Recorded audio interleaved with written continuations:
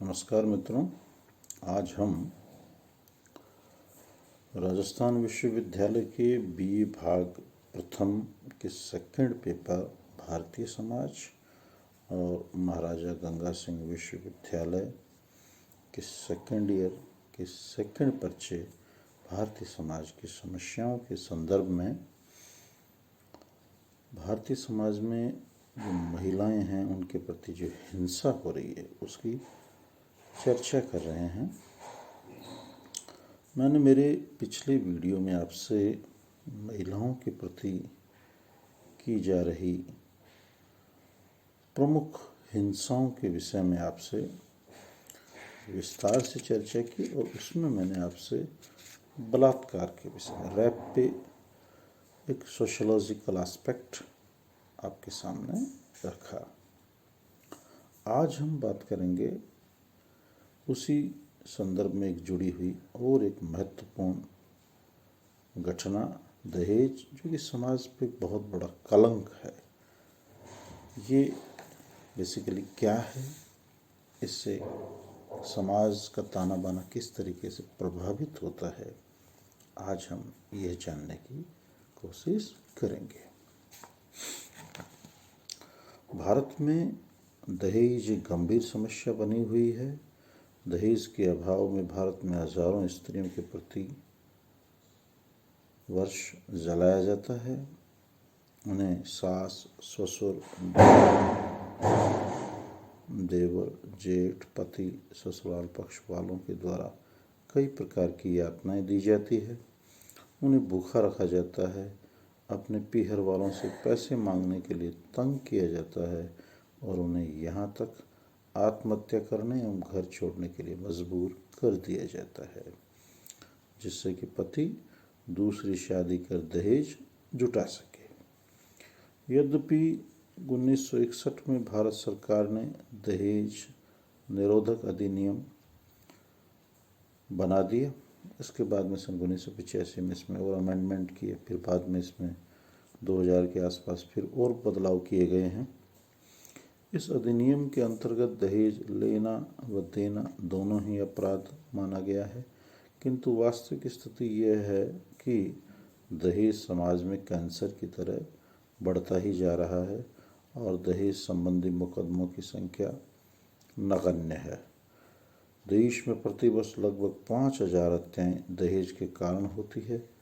सरकार की एक रिपोर्ट के अनुसार वर्तमान में हर 90 मिनट में दहेज संबंधित हत्या होती है।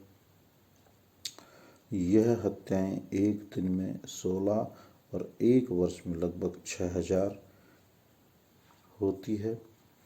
चूंकि अधिकांश दहेज संबंधी हत्याएं लड़की के ससुराल में होती है, अतः ससुराल पक्ष वाले हत्या संबंधी प्रमाण मिटा देते हैं और उसे आत्महत्या या हादसे का रूप दे देते हैं। अतः ससुराल वाले रूप दे देते हैं। साक्षी के अभाव में अपराधी अक्सर बच जाते हैं। सामान्यतः यह देखा गया है कि दहेज संबंधी हत्या एवं उत्पीड़न के मामले निम्न एवं उच्च वर्ग की तुलना में मध्यम वर्ग में अधिक होते हैं। दहेज में उत्पीड़ित 70% महिलाएं 21 से 24 के आयु समूह में होती है। दहेज की समस्या निम्न जातियों की तुलना में उच्च जातियों में अधिक पाई जाती है। स्त्री की शिक्षा के स्तर पर दहेज हत्या में कोई कार्य कारण संबंध नहीं पाया जाता, यानी अनपढ़ भी दहेज का शिकार है, पढ़ी लिखी महिला भी दहेज का शिकार है, उच्च शिक्षित भी दहेज का शिकार है। सोचा यह गया था कि शिक्षा के प्रसार के साथ साथ दहेज से संबंधित बुराइयों का अंत होगा, किंतु हुआ इसके विपरीत और प्रतिवर्ष दहेज संबंधी हत्याएं, उत्पीड़न की घटनाएं बढ़ती ही जा रही है और पूरे समाज के लिए यह शर्म की बात है।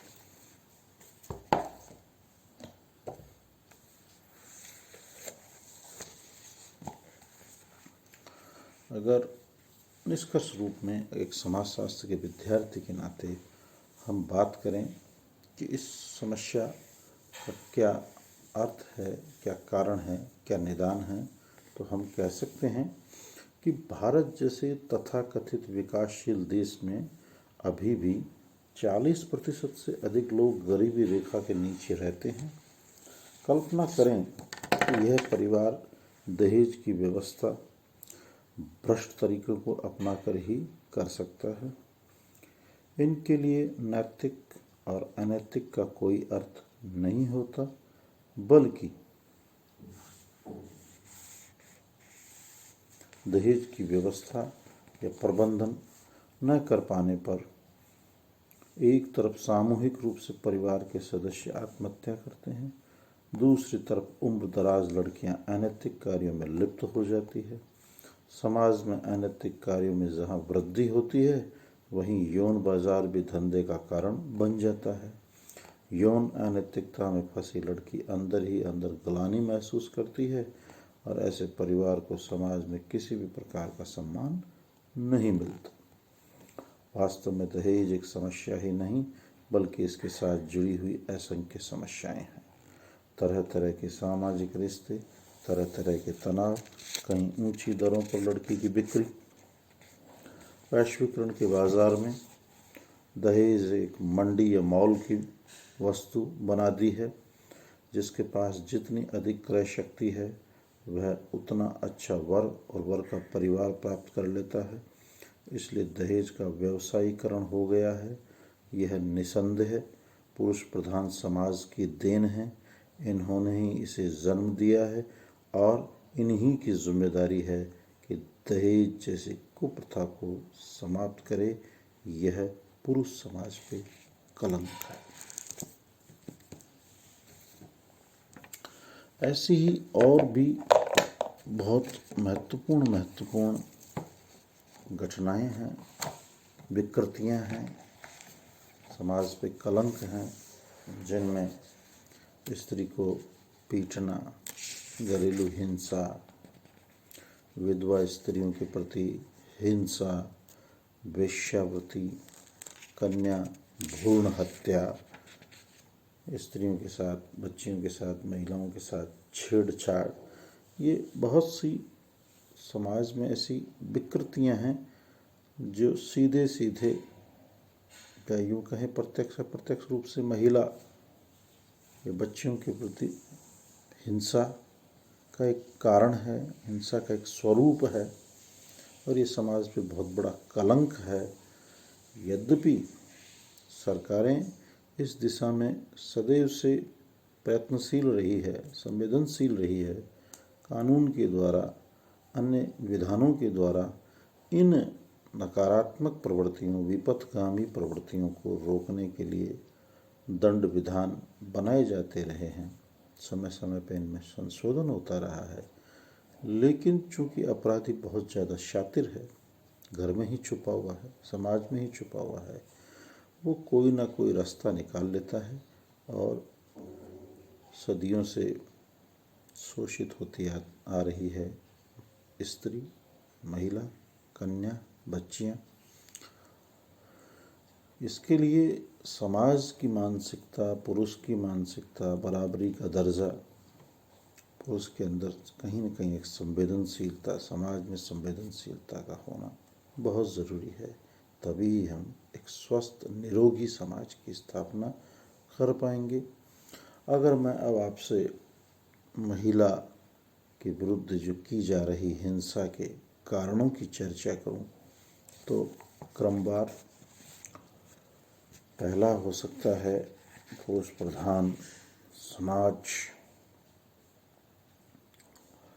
भारत में ही नहीं वरन विश्व के लगभग सभी समाजों में पुरुषों की प्रधानता पाई जाती है। वह शक्ति का प्रतीक माना जाता है। पुरुष अपनी श्रेष्ठता, शक्ति एवं पुरुषत्व को स्थापित एवं साबित करने के लिए नारी पर अत्याचार करता है। दूसरा, स्त्रियों की पुरुषों पर आर्थिक निर्भरता। भारत में स्त्रियों की पुरुषों पर आर्थिक निर्भरता पाई जाती है। पति ही पत्नी का भरण पोषण करता है। ऐसी स्थिति में उसे पति के अत्याचार सहन करने पड़ते हैं। यदि उसे पति घर से निकाल देता है तो वह बेसहारा हो जाएगी एवं जीवन पर्यंत कठिनाइयों का सामना करेगी। तीसरा, अशिक्षा। भारत में स्त्रियों की साक्षरता का प्रतिशत अगर 2011 की जनगणना में भी देखें तो बहुत कम है, 65% के लगभग है। यानी सीधे सीधे 35% स्त्रियां तो अशिक्षित है। शिक्षा के अभाव के कारण महिलाएं अपने अधिकारों के प्रति जागरूक नहीं है तथा वह यह भी नहीं जानती कि उसके हितों की रक्षा के लिए कौन से कानून बने हुए हैं तथा उन पर अत्याचार होने पर उन्हें किन संगठनों की मदद ली जानी चाहिए। अशिक्षा उन्हें घर की 4 दीवारी तक ही कैद करके रख देती है। वह अत्याचार सहन करने के लिए मजबूर हो जाती है। अगला है महिलाओं के प्रति विद्वेष। कई पुरुषों में महिलाओं के प्रति विद्वेष की भावना भरी होती है जिसे वे उनके प्रति अत्याचार करके शांत करते हैं। जिन लोगों को अपने भूतकाल में किसी स्त्री ने तंग किया हो या जिसका प्रेम असफल हो गया हो, वह संपूर्ण नारी जगत के प्रति बदले की भावना से प्रेरित होकर कार्य करता है। उसके मन में स्त्रियों के प्रति घृणा और ईर्ष्या इतनी गहराई से बैठ जाती है कि उसके जीवन का उद्देश्य ही नारी उत्पीड़न हो जाता है। वह नारी को अपमानित करने में ही सुख की अनुभूति करता है। अगला महत्वपूर्ण कारण है सामाजिक कुप्रथाएं। भारत में अनेक कुप्रथाएं प्रचलित है जिनमें बाल विवाह, पर्दा प्रथा, दहेज प्रथा, विधवा पुनर्विवाह निषेध आदि प्रमुख है। इन कुप्रथाओं का शिकार महिलाओं को ही होना पड़ता है और उनसे संबंधित अत्याचार भी महिलाओं को ही झेलने पड़ते हैं। नेक्स्ट है पारिवारिक तनाव। पारिवारिक तनाव भी महिलाओं के प्रति अत्याचार के लिए उत्तरदायी है। जब पति पत्नी के स्वभाव में सामंजस्य नहीं होगा, विचारों में अंतर होगा, तब भी पुरुष अपनी पत्नी पर विचारों को थोपने का प्रयास करेगा और उसे अनुकूल बनाने के लिए बाध्य करेगा और अनुकूल न बनने एवं विरोध की स्थिति में पति द्वारा पत्नी पर जुल्म ढाए जाएंगे। अगला है नशा। वे पुरुष जो शराब पीते हैं, अन्य प्रकार का नशा करते हैं, नशे के दौरान भी पत्नी पर अत्याचार करते हैं। बलात्कार के कई मामलों में यह पाया गया कि बलात्कारी नशे में धुत था। पति शराब पी के जब घर आता है तो पत्नी से कहासुनी हो जाती है, तब भी वह पत्नी को गाली देना या पीटने का कार्य करता है। इसका कारण यह है कि नशे की हालत में व्यक्ति को अपने द्वारा किए गए कार्यों के परिणाम की जानकारी नहीं होती। नेक्स्ट, अपराधी के प्रति निष्क्रियता। कई बार अपराध की शिकार महिलाएं अपने प्रति किए गए अपराध को बर्दाश्त करती रहती है और वे पुलिस और न्यायालय की शरण में जाने या अन्य लोगों से मदद लेने का प्रयास नहीं करती। ऐसी स्थिति में अपराधी को निरंतर अपराध करने की प्रेरणा मिलती रहती है। और अंतिम कारण की अगर हम बात करें तो परिस्थितिवश प्रेरणा। कई बार परिस्थितियां ही ऐसी होती है कि व्यक्ति अपराध कर बैठता है।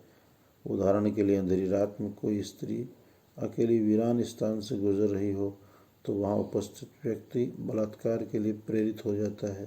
खेत, खान, फैक्ट्री में स्त्री के अकेले होने पर भी मालिक उसके साथ छेड़छाड़, अवैध संबंध बनाते हैं। यानी कुल मिला के हम कहें तो समाज की जो विकृत मानसिकता है, कुत्सित मानसिकता है, पुरुष की जो कुत्सित मानसिकता है, वो कहीं ना कहीं समाज का जो एक पक्षीय आधार है, पुरुष प्रधान समाज कहा हमने, स्त्रियों के योगदान की उसमें कहीं चर्चा नहीं की। ये जो पुरुष का कहीं न कहीं एक अहम का भाव, ये पूरी तरह से स्त्रियों के शोषण के लिए उत्तरदायी है। अगर एक स्वस्थ सामंजस्यपूर्ण समाज बनाना है तो वहाँ पुरुष स्त्री दोनों को साथ लेके चलना पड़ेगा। पुरुष को भी उदार बनना पड़ेगा, महिला के लिए जगह देनी पड़ेगी विनम्रतापूर्वक, आग्रहपूर्वक। तभी स्त्री के प्रति ये जितने भी विकृतियाँ जिनकी हमने पूर्व में चर्चा की, इनको जड़ से ख़त्म किया जा सकेगा। अन्यथा आज के इस वैश्विक दौर में, आज के इस आर्थिक दौर में ये और ज़्यादा बलवती होगी और स्त्री पे नाना प्रकार के अन्य रूपों में और अपराध बढ़ेंगे। इसके लिए विशेषतः हम युवाओं को, जो आज महाविद्यालयों में, विश्वविद्यालयों में पढ़ रहे हैं, उन्हें सचेत, जागरूक, विनम्र होना होगा। उन्हें समाज की इन विकृतियों के प्रति चेतनशील होना होगा, क्योंकि अगर राष्ट्र की नवीन पीढ़ी, नई ऊर्जा शिक्षित होगी, शिक्षा के साथ साथ संस्कारवान होगी, स्त्री के प्रति उनमें एक उच्च आदर्श के विचार होंगे, तो ये समस्याएं स्वतः ही समाप्त हो जाएगी। नियम विधान तो बहुत आगे की बात है, अगर उसको घर में एक आग्रहपूर्ण स्थान मिलेगा, सम्मानपूर्ण स्थान मिलेगा, जीवन में उसे एक बराबरी का दर्जा मिलेगा, हर स्तर पे पुरुष उसके साथ विनम्रता पूर्वक एक स्थान देगा, तो ये सब कमियां, खामियां, विकृतियां समाज में स्वतः समाप्त होगी और एक स्वस्थ, सुंदर, निरोगी समाज की स्थापना होगी। मित्रों, मैं बार बार आपसे यही आग्रह करता हूँ कि आप ज़्यादा से ज़्यादा वीडियो को लाइक करें, सब्सक्राइब करें, कमेंट्स करें, अपने साथियों तक वीडियो को पहुंचाएं, चर्चा करें, नोट्स बनाएं। कोरोना का समय है, स्वस्थ रहें, घर में रहें और घर के बुजुर्गों का ध्यान रखें। इन्हीं शुभकामनाओं के साथ सुप्रभात।